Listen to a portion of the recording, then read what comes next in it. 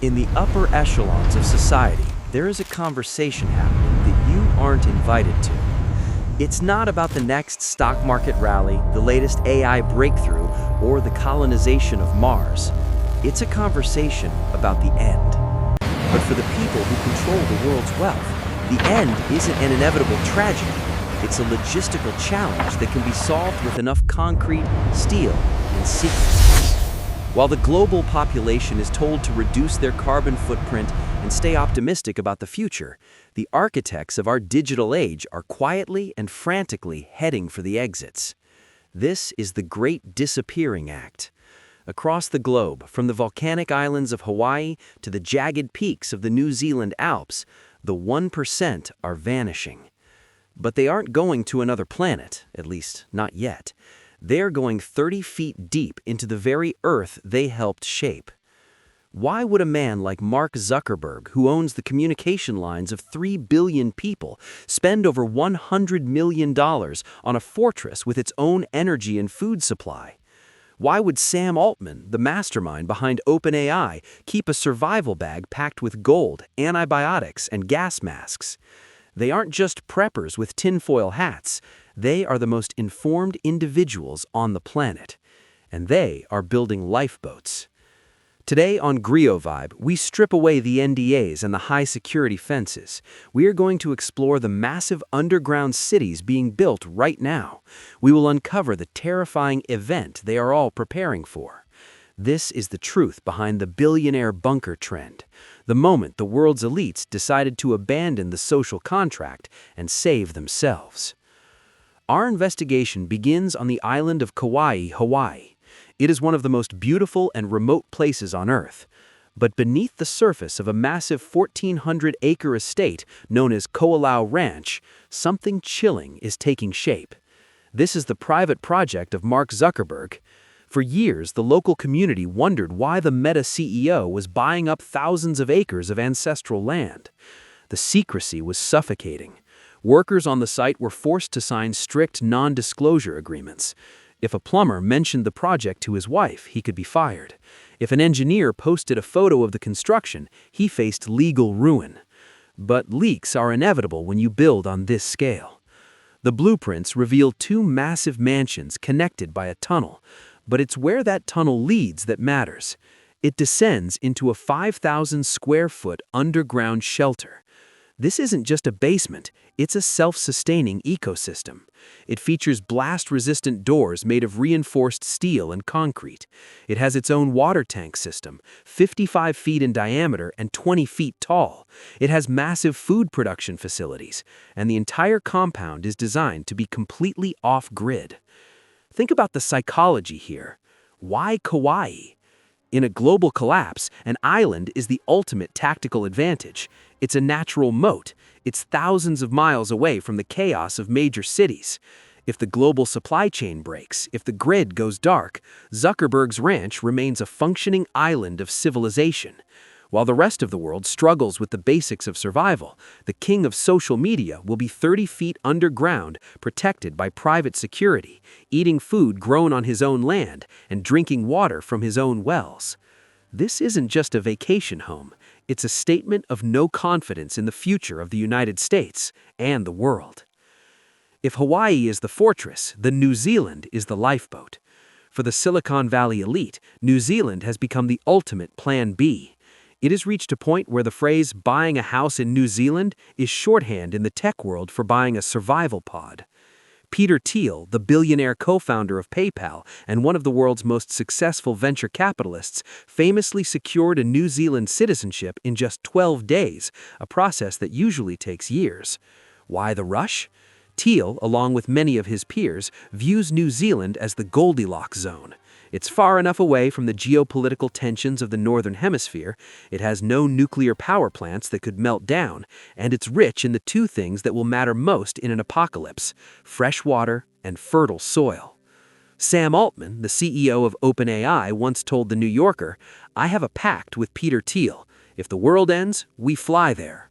They're not joking. There are reports of massive bunkers being shipped in pieces from the United States and Germany to be buried deep beneath the New Zealand mountains.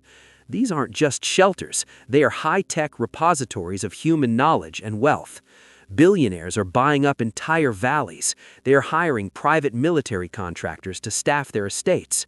They are stockpiling gold, not digital currency, but physical gold, seeds that haven't been genetically modified, and advanced medical equipment. In New Zealand, the elite aren't just surviving, they are planning to be the seed from which a new, private world grows after the old world burns. The demand for these shelters has birthed a new, terrifyingly lucrative industry: luxury apocalypse. Forget the dark, cramped concrete boxes of the Cold War. Today's billionaire bunkers are five-star resorts. Take, for example, the Survival Condo in Kansas. It is built inside an Atlas missile silo that goes 15 stories, roughly 200 feet underground.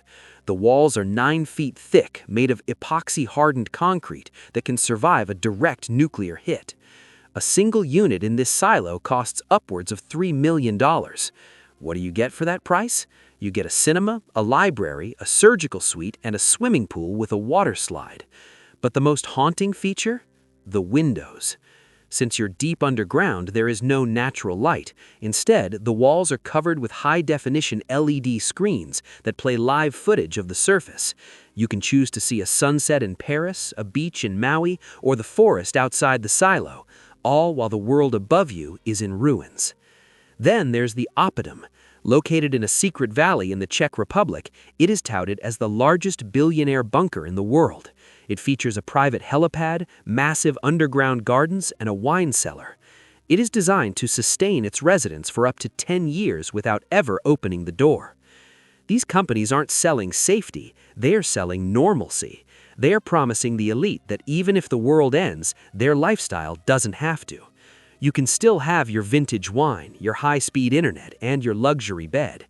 The only catch is you have to be inside the vault before the door slams shut. This brings us to the most important question. What do they know? Why now? Why are the people with the most data, the best AI, and the closest ties to government intelligence agencies all digging holes at the same time? In the inner circles of the 1%, they refer to it simply as the event. It's an umbrella term for a variety of scenarios that could lead to a total breakdown of the social order. According to survivalists and tech insiders, there are 4 main triggers they are terrified of. First, the AI singularity. Ironically, the very people building AI are the ones most afraid of it. They fear a hard takeoff where an AI becomes self-aware and decides that human civilization is an inefficient use of resources. If an AI takes over the global power grid or the nuclear launch codes, a bunker is the only place left to hide. Second, social unrest and the pitchforks. Billionaires are acutely aware of the growing wealth gap. They know that a society can only handle a certain level of inequality before it snaps. In a world of hyperinflation, food shortages, and automated job loss, they fear the masses will eventually come for the gates. Their bunkers are not just protection from bombs, they are protection from us. Third, biological warfare and engineered pandemics. After the events of recent years, the elite realized how fragile the world really is. They are terrified of a pathogen X, a lab-leaked or engineered virus with a high mortality rate. Their bunkers come equipped with military-grade air filtration systems that can scrub the air of any biological agent. Fourth, the EMP or solar flare. A massive electromagnetic pulse or a Carrington-level solar flare could fry every microchip on the planet. In an instant, the digital world, where all their wealth is stored, would vanish. Transportation would stop. Food would rot. To survive the dark ages that would follow, you need a physical fortress with analog backups. They aren't betting on one of these happening. They are betting on the fact that one of them is inevitable. There's a dilemma that haunts every billionaire building a bunker. It's a problem that money cannot solve. It's called the guard problem. Douglas Rushkoff, a renowned media theorist, was once paid half of his annual speaking fee to meet with 5 of the world's richest men. He thought he was there to talk about the future of tech. Instead, they asked him one question: how do I maintain authority over my security force after the money becomes worthless? Think about it. You're in a bunker 30 feet underground. Outside, the world is in chaos. Inside, you have all the food and water. You have a team of 20 highly trained, armed security guards protecting you. But once the US dollar or Bitcoin is worth zero, why should you listen to you? Why wouldn't the head of security simply take the key, take the food, and throw the billionaire out into the cold?